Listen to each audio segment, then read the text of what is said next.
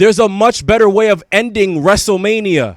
Hey, yo. So this weekend was WrestleMania 41, and just like I did with my predictions video, I'm just going to run down the whole card and give you my thoughts and reactions to every match. At the top of night one, we got Jey Uso defeating Gunther to become the new World Heavyweight Champion, and all I got to say to that is yeet. Granted, it wasn't the greatest match to start off WrestleMania. It wasn't a match to really brag home about, but honestly, it was worth sitting through just to see Jey Uso do something that his father never got to. And yeah, I saw the press conference. I saw that he might have been a little drunk during that whole thing. And people seeing this and thinking it was embarrassing for the world champion to be like this, I want to remind you guys what Shawn Michaels was doing when he was world champion. So congratulations to the New Day for winning another set of tag team championships, but honestly, this match did not need to be on the card. This was absolutely contender for match of the night. I know a lot of people were upset about Jade winning over Naomi because Naomi had the momentum going into this match, but honestly, the two of them put on a banger of a match. I mean, did you see some of the spots that Jade Cargill was doing? Some of the spots that Naomi was doing? Like I said in my predictions video, I could have gone to sleep happy knowing that somebody black won. I really didn't care who won. I love both these women. Now, please give Naomi the Money in the Bank briefcase. I'm speaking for everybody when I say this. Can we please be done with the El Grande Americano stuff? Not to say that the match itself was bad. I mean, it was great that Rey Fenix got to have his WrestleMania debut in place of Rey Mysterio, who injured his ankle, but still, this feels so Vince-coded. It is like offensively bad. I thought we were done with this stuff when Vince stepped down. Can we please be done with it? I really don't have much to say about this match. I mean, it was a good match. And it could have gone either way, with either LA Knight retaining or what we got, which was Jacob Fatu becoming the new US champion, which honestly is a good look for him. But if the quality of this match was any indication, I don't think we've seen the last of LA Knight versus Jacob Fatu. This was a rough match to sit through. Chemistry issues, shoot punches, it just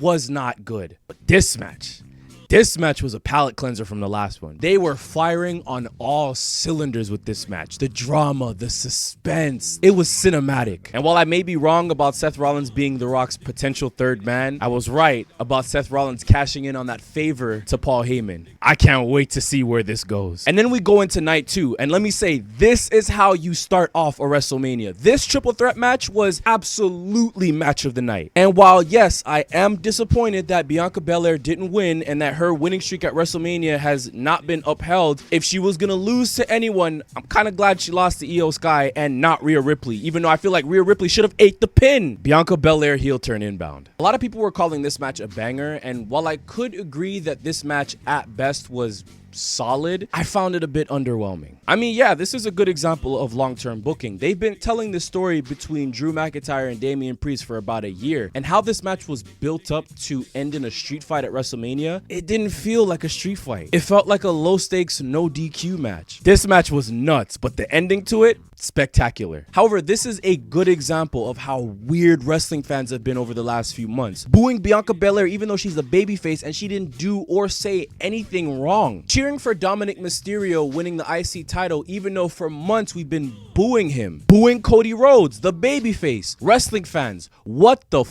do you want? Or maybe Dominic Mysterio is getting cheered not just because he won, but because he turned on Finn Balor. But if he's still a heel by the end of this, like, well, what the Joe Hendry being Randy Orton's mystery opponent at WrestleMania was super surreal to see. Because it was already surreal seeing TNA stars be in a WWE ring for the Royal Rumble. I mean, Joe Hendry, Mickie James, female Ultimate Warrior, I forget her name. But to see the current TNA champion in a WWE ring in a WrestleMania match, this would have never happened under Vince. But LOL, Orton wins. Thanks for coming. It was an okay match. Kind of all I have to say about it. AJ Styles' best WrestleMania match will forever be against Shane McMahon now. Just like how nobody saw Joe Hendry being Randy Orton's mystery opponent at WrestleMania coming, nobody saw Becky Lynch returning and winning the tag titles in her first match back coming. I'm disappointed that Bayley missed out on WrestleMania. Apparently it was all part of the plan. I am disappointed that Bayley didn't get her Roxanne Perez match at WrestleMania, but we'll see what happens after this. I have so many thoughts about the main event, all of which are negative. How did a storyline that started out with The Rock asking Cody Rhodes to sell his soul to him, and when Cody Rhodes says no, it's revealed that John Cena is aligned with The Rock and Travis Scott. How does a storyline that starts out like that end with The Rock not showing up at WrestleMania to help John Cena win the title against Cody Rhodes? Why did the finish to this match feel so underwhelming? Why did it feel like that one SummerSlam match between Cena and Seth Rollins when Jon Stewart came and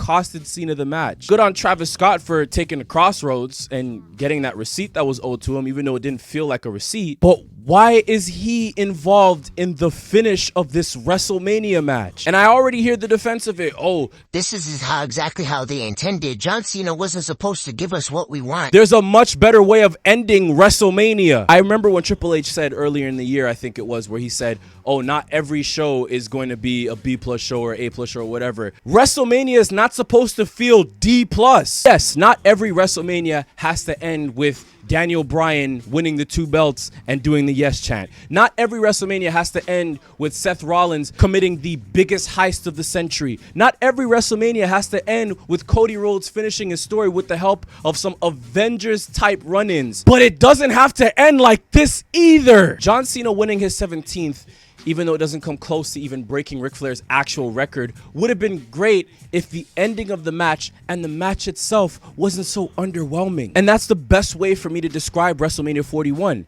Underwhelming. Sure, there were some decent matches this year, but WrestleMania could have been greater than what we got had there not been for some booking missteps. I will give them this though. If the mission was to make sure that we, the fans, are still intrigued and invested in what's going to happen after WrestleMania and some of the storylines going into the next pay-per-view, then mission accomplished. I just wish that it was executed better. And for the love of God, can we please go back to WrestleMania being one night? I understand that everybody deserves their time to shine, especially on the grandest stage of them all, but it's becoming exhausting and it's starting to dilute the magical feeling that we know WrestleMania gives us.